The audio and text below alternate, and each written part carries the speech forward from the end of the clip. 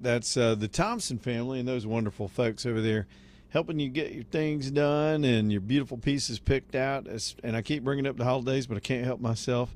I think we get past July, man. We're just months away from a beautiful season of the year. And if you want to buy something nice for somebody and take really good care of them, you check them out at Allen and Company and let them just take their little sweet time and walk you through it until you get exactly what you want. It is Allen and Company in Vestavia, right there on the big hill. I call it the car wash side of Vestavia. You know, Allen's a master jeweler, so he can design anything you want, fix anything you want, repair anything, clean it. They can do all those things. You know, there's some maintenance that comes along with these cherished items, and you don't want to just hand them over to anybody. Allen and his team keeps everything right there in their vault and do the work themselves and give it right back to you. Allen even says his goal is to turn it around within a business week, just one business week, and he tries to get it all polished up and back in your hands. Even stuff that's not that expensive but super sentimental, you hate to let go of it, but things need resizing from time to time or things need changing. Y'all, it is Allen and the Thompson family. Y'all go get to know them at Allen and Company in Vestavia. All right, let's go back to the top, see if we can throw all the fresh stuff in here, and we'll try to squeeze some more phone calls in too. Taking a quick look at the weather radar, there's a pretty good little system floating through a good part of the metro right now from about all down 280 from about Vestavia Hills out toward my neck of the woods in North Shelby County. A lot of lightning involved in that one, but the good news is based on some of the predictions that we had earlier in the forecast, these things don't look as big geographically or as strong this afternoon, but they did come through right when predicted, on time, right through Birmingham at 5 o'clock during drive time. So be careful out there. It looks like they should clear by around 7 o'clock. Could be some other redevelopment tonight. There are chances of more storms tomorrow, but that chance has gone down into the, I think, 25% range rather than the 75% range, which would be great for people trying to get things done and get dried out for the weekend. Coming up next week, much drier air, but hotter, way hotter. So sure enough, the heat of summer back on us all next week. I did see one long-term model, some of the sort of computer models that are out there. They've now started incorporating AI into some of these weather models, and it looks like, I wouldn't call it a full pattern flip, but maybe some cooler shots of weather for August than we're having, of course, in July. So we'll see if that comes to fruition as we move along, but there's that. The newest story this hour was one that just started developing last hour. I'm watching the internet reaction go on to it or about it, and that is the Democrats have chosen the state of South Carolina to be their first primary in the 2028 primary season. Now, if you dig down deep, there's a reason for them doing that. They did have a vote, and it was pretty overwhelming for South Carolina to be the first in the nation primary for the Democrats. Now, I don't know what the Republicans are going to do if they care to mirror that. Generally, the two parties have held their caucus at the same time in Iowa. They've held their primary at the same time in New Hampshire. Now, let's talk about this for a minute.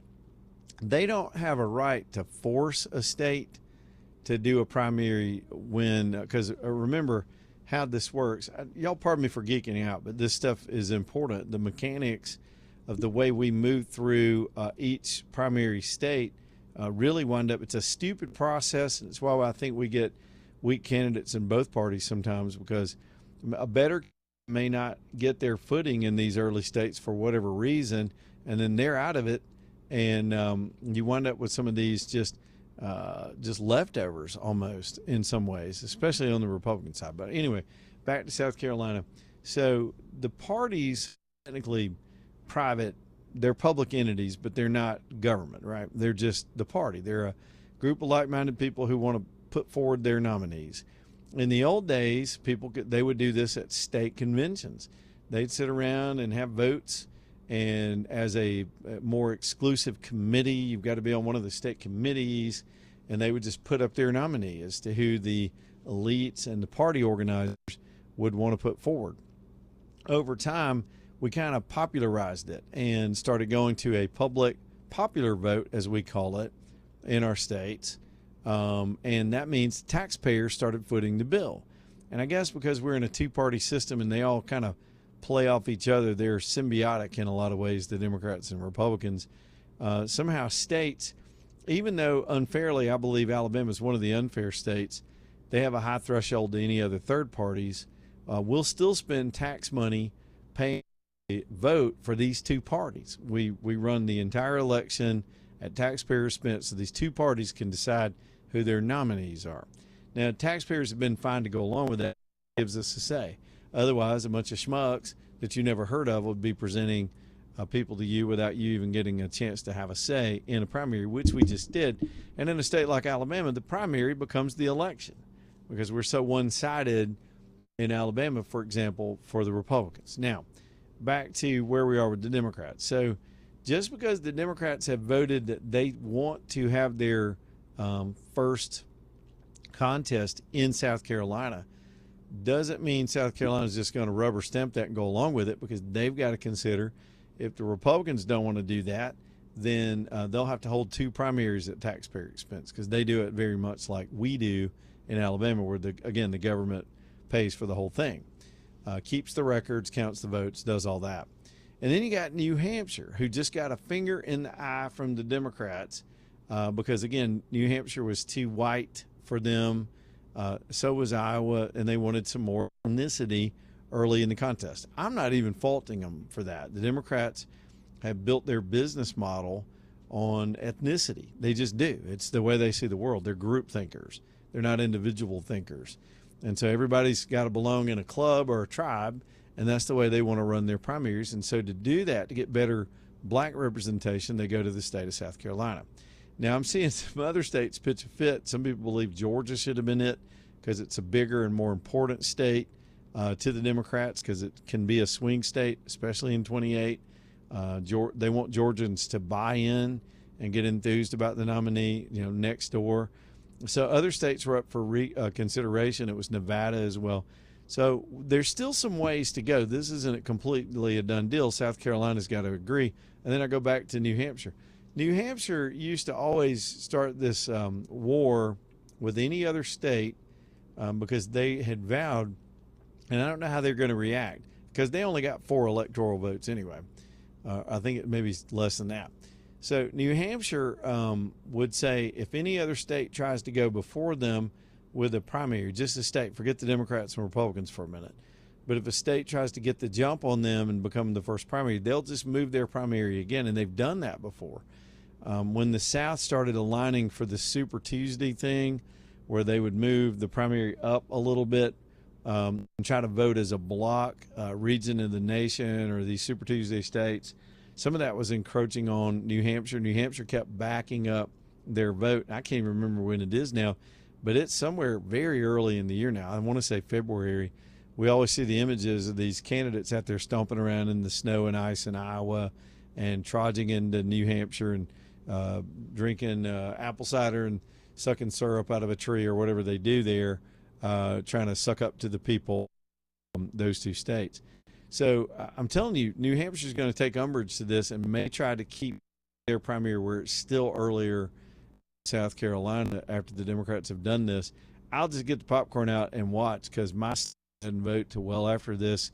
Now, here's a good thing for Alabama, too. A lot of you don't remember this, but as late as the 90s, I remember when Bob Dole, he had already been picked as the nominee by the Republicans before Alabama ever even held the primary. So we were completely left out. We were 2 months behind the whole rest of the country because we voted so late in the year in the primary season during a presidential year, and that just gave us no voice and no choice as to who wound up being the Republican nominee, and I suppose Democrat too, because of course the two parties would do their primaries at the same time. So again, just play around with it. This does not help some of the candidates that are going to be challenged with particularly the black vote in the Democrat Party. I keep naming Buttigieg. There's some others. I just don't think, they haven't in the past shown an appeal to black voters in the Democrat Party. And so this kind of heads them off. Buttigieg would probably play well, as you saw in the New Hampshire poll. I mentioned it earlier. Fox keeps beating the drum for occasional Cortex because of a New Hampshire poll. Y'all, she was 22, he was 21. That was a tie. There's not even any poll has a margin of error, and none of them are less than 1%. The two of them were tied in that poll. But because she popped up slightly ahead of him, they had a headline for the week to be able to put her on television because she draws viewers even to that network. So it's just so disingenuous and too far out. But this stuff is more real than any polling you're going to see. And the war over who gets to go first, I don't think it's over. I think it's going to continue because, we still got to do if South Carolina is going to do it, if New Hampshire is going to play that game again and try to get the jump on them and still be the first one, because you have just robbed that tiny little state of the only thing it had. I'm not trying to insult New Hampshireans. And I've only been to the little edge of the state. I've never really toured it. They say it's beautiful. Hope to go drive through there one day. But this was their thing, man, the New Hampshire primary. This was their thing. All of the schmuckety schmucks and their entourages coming through and hanging out and going door to door and doing the retail politics. There's some statistics in the past in primaries where, I forget, I don't want to misquote the number, but it's something like every person in New Hampshire will meet at least shake hands and meet at least 3 of the candidates during primary season. There are so many candidates that are there at the same time, and it's such a small state, and they love it. They love the media attention because, let's be honest, the rest of the year they pretty much get ignored. And so, except for Bernie Sanders, wow, it's fun stuff, man. And of course, I want to see what he has to say about it and some of the others. No, he's from Vermont, isn't he? Yeah, because he was the mayor of Burlington. What a loser. Fun times. I mean, even because I guess this far out, it doesn't seem very threatening to start talking about the elections. But we got to focus and got to get dialed in because John Thune is a poon and will not move forward and allow this. This dude is personally dragging his feet, showing a lack of leadership. And their phones are ringing off the hook in the Senate because, they're not going to pass the SAVE Act. There's not a big lobby group there spending money on them and taking them out to dinner to pass the SAVE Act. That's how things get passed in Washington. You got to schmooze these bastards and get their spouses jobs, and then you get your bill passed. This is just a populist movement that's landed in their lap, and it's a hot potato. They don't want to do with it. And one of the oldest games in all of Washington is run the clock, which is exactly what those losers in the United States Senate are doing. I got to go back and be an I told you so, but the day after Trump got elected, I said, this will be the body that screws him over. And that what didn't take a lot of genius. This is the body that killed his agenda in his first term. This is the body that voted down the Obamacare reforms, would not vote for the border wall funding, and misfired on all those things. In those days, it was John McCain. Then it became a whole new group of rhinos. And so don't put your stock in them. The United States Senate is largely worthless. And I said that, and I'll say it again next week. 518 Leland Live as we get wrapped up here tonight. Alabama Dental Associates ready to take care of you. If you got any dentistry needs, and don't we all, from time to time we've got to get the cleanings, we got to get the x-rays, we got to do that stuff whether you like going or not. You got to go. You should go twice a year, and they're good at tracking that for you once you become a patient of theirs. I love getting a good checkup. I actually don't mind going to the dentist. Maybe just I've had some good experiences. Some of y'all not so much with tooth pain and other ancillary issues that come up from time to time. Here's a comprehensive practice with 4 dentists that can stretch out their hours, take care of you as late as 7 o'clock at night and on Saturdays. I've been talking a lot about football season and the holidays. Man, when we get busy, it'd be nice to grab a cup of coffee, run on over and knock that dental work out on a Saturday morning and not be stressing about it during the work week. Get to know them, 4 specialists, and again, they can handle anything you bring in the door. What a wonderful group of people, too. Everybody that works there, the hygienist, the receptionist, they're just, they're good. It's alabamadental.com. Y'all go see Dr. Brian and the whole team at alabamadental.com. Back here in just a minute, live from Little Rock, Arkansas.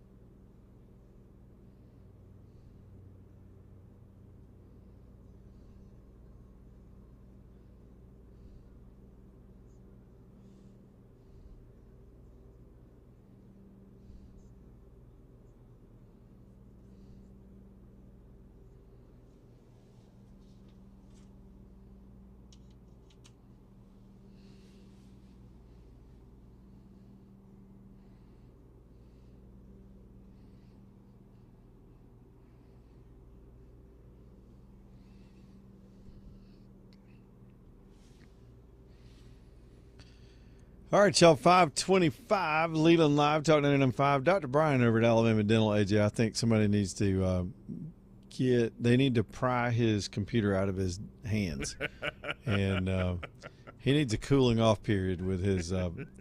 What do they use for that? Is it Photoshop or AI or some? It's probably like a combination of both. He does crack me up, and he catches me by surprise. I'm sitting here trying to focus and talk, and he posts this picture of me. He stole my picture at the rodeo and put me on a bull and some Daisy Dukes. AJ standing there. AJ, what are you doing? You're on your phone I'm on in my a jumper? phone and some short overall shorts, which is funny because he has two pictures of you. He got one like an old school cowboy guy that's kind of standing there by the gate, and it has you. I'm also in the background too. Yeah. And then I'm on my phone with some girl overall shorts on. I mean, I got some sexy legs. I didn't realize that. Well, that's true. Yeah. He did all that Photoshop, and he managed to still keep my pot belly in the with the belt buckle. That ain't even my buckle. What kind of buckle did he put on me? Of course, those aren't my shorts either, or my legs. What the hell's going on? No, it's pretty funny. He just said he was welcoming us back together on the air on Monday. He said the BS is back. Yes, it is.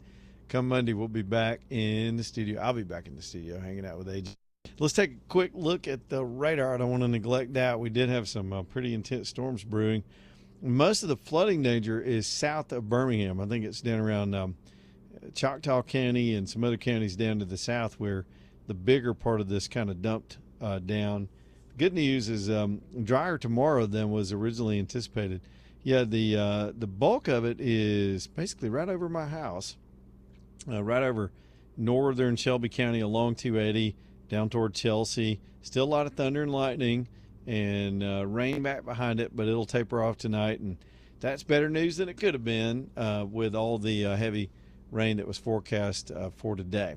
Let's see what I missed. I'm trying to go back through I got a message. What the hell's happening with the Birmingham TV? And we went through that right in the outset of the show, and I'll try to give a quicker version of trying to explain all that, even as much as I understand it. So Nexstar is a company that owns CBS 42, and they had CBS on a lot of their radio TV stations that they own, and they had to come apart. CBS and Nexstar said, all right, we're done with each other because CBS was wanting to charge a bunch of money for Nexstar to carry their stuff, and they told CBS to pound Sam. So CBS was not going to have an affiliate in Birmingham. So somehow CBS has moved over and snaked the deal with Channel 13. So the way I read the story today is Channel 13 is going to drop NBC and switch to CBS. And I forget the date that all this is going to happen. And then Channel 42 is going to be carrying like WB or some side channel that's not a major news outlet, sports outlet type channel, but still will have programming. The way they're spinning it as 42 is it'll give them a chance to do more local programming, which I support 100%. A lot of the network stuff's trash anyway. So the biggest effect I think this will have around Alabama, outside of their news products, may have to twist some things around to fit the new formats, is sports programming. So CBS does carry, the 2:30 football game, and they'll be now on 13. And I do not know where NBC is going to land. I told a story about how this happened before in the 90s with Fox 6 and 3340. We may talk a little bit more about that. Most of y'all could care less, but it's an interesting story out of Birmingham today. Thought we'd throw that at you. Real quick break. We'll come back and keep on going. 545-9950 if you want to get on the radio. Back in a minute. Leland Live.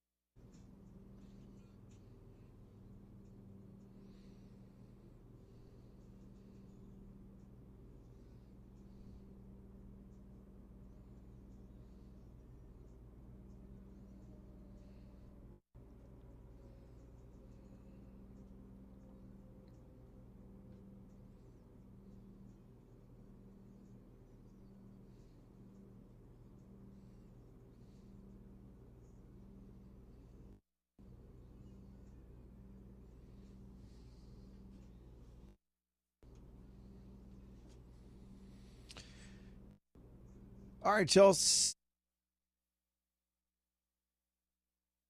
Taking care of business, doing what we got to do to get on out of here. I'm in Little Rock. We're about to be home. My mama even reached out to me and said, "Let me know when you get home." I appreciate you listening. She's always there listening to us every afternoon, AJ. Do we have Thomas yet, AJ? I know we had a little trouble with his phone line, and AJ's trying to get that reestablished.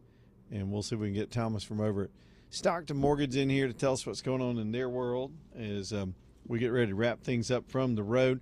Back in the studio next week, and I'm kind of excited to be home. Even though I got a crap ton of grass to cut, there is no telling how bad it is. Say what now? Oh, well, he can't do it right now. He's got a phone problem. AJ, go ahead and just tell me what you Yeah. So there was like a weird buzzing sound on the phone, and it was just really loud. So he just said, hey, since we were having an issue, he said just you go ahead and talk about go ahead and talk about it. Well, man, I can do it if Tom's having some phone issues this afternoon. Listen, here's the deal. Some people, when you approach trying to do a home loan, it's a little intimidating, and you're afraid to be told no. You're afraid of what your credit score is. There's a lot of fear that goes along with it because it's emotional. Some of you are in a different spot. I mean, you're actually actively trying to put an offer in on a house, and you're on go, and you got to find somebody to do your mortgage. Well, just call Stockton because they'll get on it super quick. But the folks that are trying to decide, should I do a cash out and pay off some of this debt?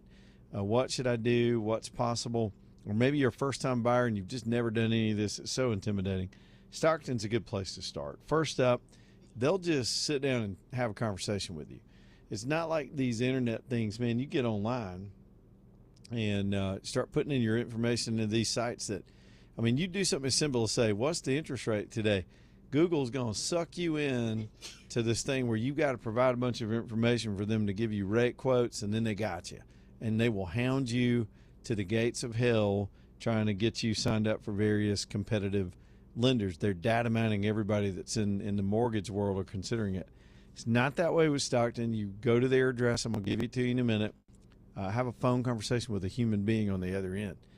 They'll kind of give you the general overview of where you need to go, depending on your sits. You could be a veteran, first-timer, cash out, refi people, construction folks, home edition folks. Everybody's coming at it with something different.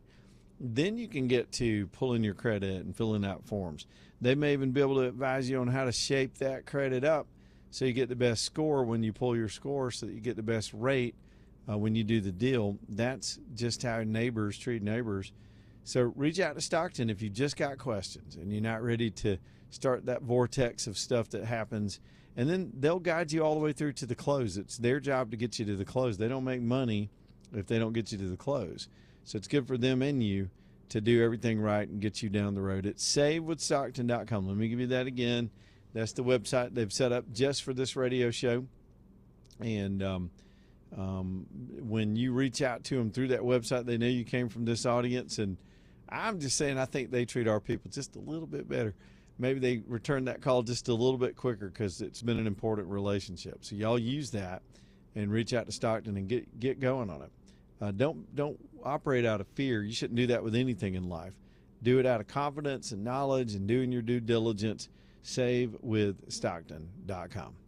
All right, I wasn't even sure whether to get into this story because I don't know this guy, but it seems like everybody knows this guy.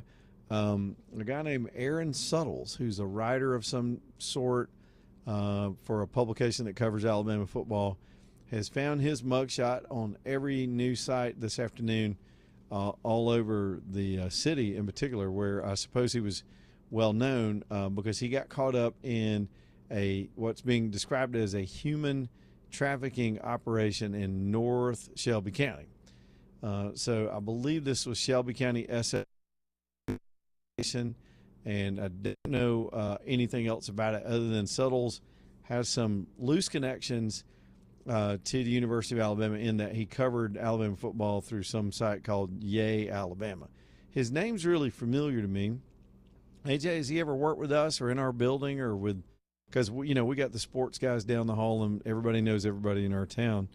But I didn't want to touch it because one, if this was just some random schmo that got caught up in a sting operation, I don't know that it'd be interesting news to me outside of his media presence. But that's the hook. That's what's got his face. Even though 15 guys were arrested, this is the guy whose mugshot is being stuck out there all over the place this afternoon. So we'll let the authorities, apparently this was a prostitution sting of some sort.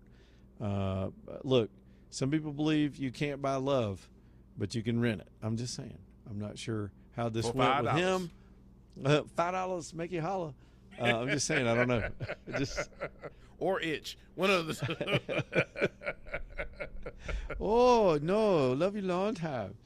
They do these things from time to time. We have a bad presence of that kind of stuff going on near where the radio station is. And Homewood has struggled with this for a long time to try to clean up some of that stuff. And some of those buildings that were being used have been renovated. Towns and cities and communities struggle with this stuff sometimes. And there are many, many operations, including our friend Jared Hudson, who does this, will help with law enforcement agencies that will run these stings. And I don't know what the details were of this operation or whether Covenant Rescue was involved in this or not. Sometimes these are prostitution stings where they're just trying to bust that. And sometimes these are child pedophile ring stings. Not to suggest that's what this is, but that's what Covenant Rescue focuses on. And they will create traps and lure these perverts in and then bust them, which I think is wonderful. Keeps them on their guard. I don't know that it ever, you'll never completely get this sin out of our culture. I remember we had a lady when I worked with the Alabama Policy Institute 157 years ago. We had a wonderful woman named Donna that was a straight volunteer in the early days of the internet that worked directly. She was a mom that just got involved, and she worked directly with the FBI, and she herself would go on and pose as an underage child and help trap some of these people so the FBI could go in and bust them. And we've got so much real crime in this country, we spend a lot of time wasting it on fake crime. Speaking of that, real quick derivation of that story, I haven't had a chance to read the whole piece, but our friend April Marie put a piece out today where there's some accusations that the city manager in Homewood is sort of slow walking police promotions and hires, not really defund the police, but those words were used in the title. So y'all can go to 1819 News and pull that up and decide whether you want to read that or believe it or get involved in that. They're doing just a great job over there at 1819, doing that basic blocking and tackling reporting, especially when it comes to woke people in city government. I was thinking about prostitution stings. I remember having to cover a few of these in the past. One of the stupidest ones I ever covered was over in Center Point. That was a hotbed of this activity back in those days. So it was weird. There were two things happening at once, and I had no idea. We got news, and my memory's getting fuzzy because I'm getting old, but this place was called the Pine Tree Massage Parlor. And it's just the creepiest memory. So there was this sting operation that Jeffco ran over there in Center Point to try to bust up this thing. And honestly, it was Asian immigrants who had set up a massage parlor that was doing a little more than massaging. Or I guess there were some extra services involved. So they went in there and busted them. But right next door was an adult toy store. Let's just put it that way.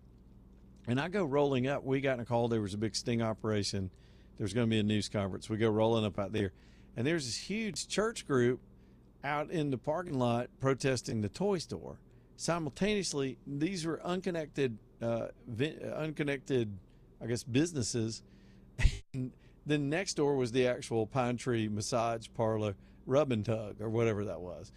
And so I decided I got to get, in those days you had to interview all the sides. We heard the sheriff's department's version of it. I assumed the door would be padlocked. They'd be out of business. So I opened the door of this place to walk in to see if somebody there could comment on the bust. And I found myself in this lobby with a waterfall, and you walk in the glass door and there were 3 walls completely sealing off the lobby and no doors. There were no doors. AJ, I was just standing there going, hello? I had a microphone in my hand. My photographer was still outside trying to decide if we had permission to go into the business. So I'm just kind of knocking on the wall going, where the hell where are the people that got busted? and there was this little fake door was disguised as a sort of an oil painting, and and that was the hole in the wall where you communicated. I suppose. I guess the people that went there knew this. So I literally knocked on the wall, like knock, knock, knock, knock, and this Asian lady opens the little window and stuck her head out, and you could see she wasn't very well dressed. She stuck her head out and she goes, "May I help you?" And I was like, "Yeah, I'm with the TV station. We want to talk about this arrest." She goes, "Oh, no, no arrest." I said, "No, people were arrested here today." She goes, "You hold on." And she shut the little window. And now I'm just standing there going, I'm never going to get a soundbite out of these people. I got to leave. And it was just the weirdest thing. But they would bust that place. She eventually emerged somewhere out of another wall and was standing in the lobby to give me the, you talk to my lawyer. You talk to lawyer. And I was like, okay, I'll talk to your lawyer. So anyway, and then the whole chaos next door at the gun shop, so to speak, was going on next door. It was the weirdest news day ever. So they would bust these people, run them out of business, and then you would turn around and 3 weeks later they'd be back open. I don't know if they'd just get a new owner or just flaunting it in the face of law enforcement, but my memory was in the late 90s and into 2000, they busted this place about 5 times, and it would continue to reopen. I don't know if they've still got a problem with that over in the Centerport area or not, but that was just the weirdest time. Danny Knowles is with the Knowles Group. Let's talk. My man Danny has been in the financial services arena really since he got out of the military, right after we graduated high school, and he did his college stuff and went on into the military and did service. He started working, and we sort of lost track, and then I started hearing, man, I hear Danny's doing well, and he wound up working for some of the biggest firms in the country at the highest levels, the highest executive levels, firms you will know. You see their TV ads every day. And got really good at what he was doing. Now, this is my version of the way it worked. But he and Sherry and the family were living out in Dallas, Texas.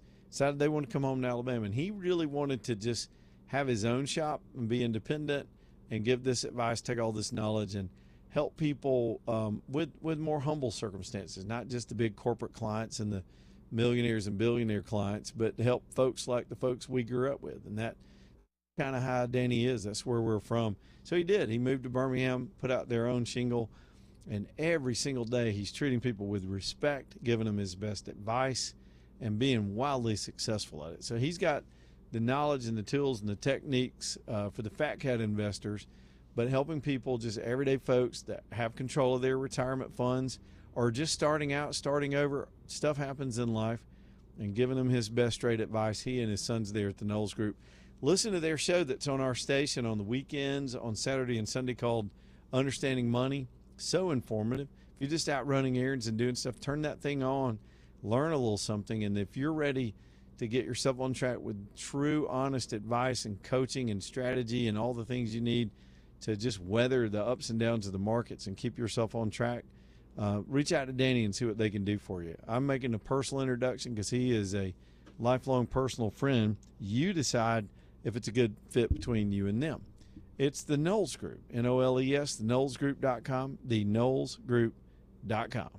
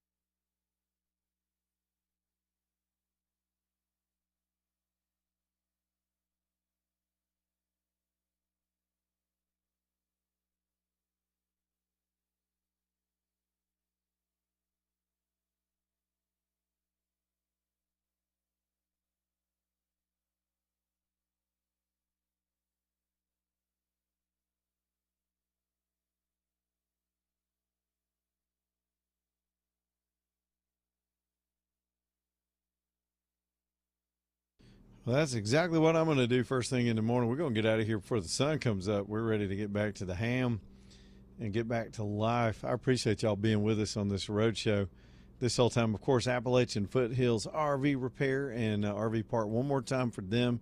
Shout out to Stan and all them being my main sponsor to be out here on the road with us during this whole thing. I'm going to need them too as soon as I get back, because I got a busted window. I got a toilet that's acting funny. We got a couple other little latch issues. I got a skylight. I got some things after being out on the road for 6 weeks in this thing to be patched up, and this is who I trust to do all that work. I've got even some scratches and some body work that is finally time for me to kind of get patched up too. Over time, you're going to ding these things. You're going to scrape them on a tree. You're going to do stuff. But if you need the best body work, folks, other systems, the mechanical stuff, they do all my oil changes every season on this thing. It's the good folks up at Appalachian. I've used them for years, even before they came on to be a sponsor, to get me ready for these road trips. And you can trust them to do it right for you, too, for all of these things. This is Tiffin country up there. This is where the manufacturing hub for RVs is in Alabama. So you got a lot of expertise in this little corner of the state. It is. I'll be passing right by there tomorrow on the way home, and I kind of wish I could just drop it off, but got to do a turnaround and then get this thing up there and get it ready for the next big fun season. It's Appalachian Foothills. Y'all reach out to them. Appalachian Foothills RV Repair Center, and they've got an RV park up there too. Okay, let me make sure I'm not skipping anything. I do have some clarification on the TV programming shuffle that's happening, and it's because I've got a good friend named Lynn who used to produce 100 years ago when I was at, not that Lynn's that old, but she used to produce with me when we all worked together at Channel 6, and we went through this. I described this earlier. We went through this back in the 90s with an affiliate shuffle when Fox bought Channel 6 and ABC had to go find a home, and so they took off and created 3340 back then. Well, Lynn just put a post up, and she answered a question that helps me a lot. Channel 13 is still going to carry NBC programming, but they have also picked up CBS programming because CBS got booted off 42. The owners of 42 wanted to break up with CBS. 13 picked them up. So my first assumption was they were swapping to a different network, which does happen. But in this case, because of these alternative channels they have, 13 has some digital channels, I suppose, that they're going to park CBS on.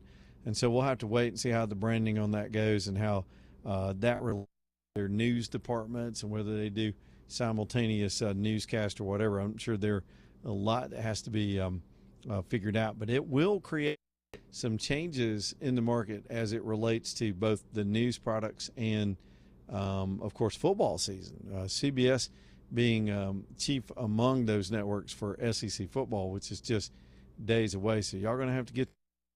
Does anybody use a TV guide? I don't even know. Does that still exist? You're gonna have to be keeping up with the changes and where to find things. But that's that all the time now anyway, chasing these streaming services. Birmingham Broker bringing you the show tonight. I do appreciate Craig. I always give him the shout out for personally helping me while being stuck out here on the road. I had to order a big glass panel from a window that got knocked out on the tractor. Yeah, I did it. I did it right before I left. And so Craig was cool enough to receive that for me. He's just a good friend like that. Y'all can trust him too to get rid of those cars, trucks, and SUVs that you have for sale. They need cars. They need inventory. They'll sell it quickly. They got their team ready to go. The buyers are out there, top dollar right now.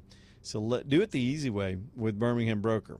BHAMBroker.com, BHAMBroker.com. And I got one more sponsor, and then we're going to call it a weekend. It's EcoView. With all this hot weather next week, power bills are going to be stupid for the month of July. Look at that bill when it comes in and consider that you could have had 35% off if your house were buttoned up with the proper windows. That is, if you're in a single pane, old school house, you need to fix that. There's a payback in these cost savings on your energy bill. Plus, you're just wasting money. Becky Jackson and her company have the best products, the best installers. They stand behind what they do, and ask her about that 35% guarantee that can save you on your power bills. There may even be some tax incentives for getting this kind of work done on your home. So look into all of it. be smart, be more comfortable in the hot weather, and then again when wintertime gets here in the colder weather, by having your house nice and tight with ecoviewwindows.com, ecoviewwindows.com. All right, AJ, y'all have a good Breaking Bread show, and I will see you in the studio on Monday. All right, man. Be safe headed on your way back to Sweet Home, Alabama. On the road again. I'm going home. Goodbye, AJ.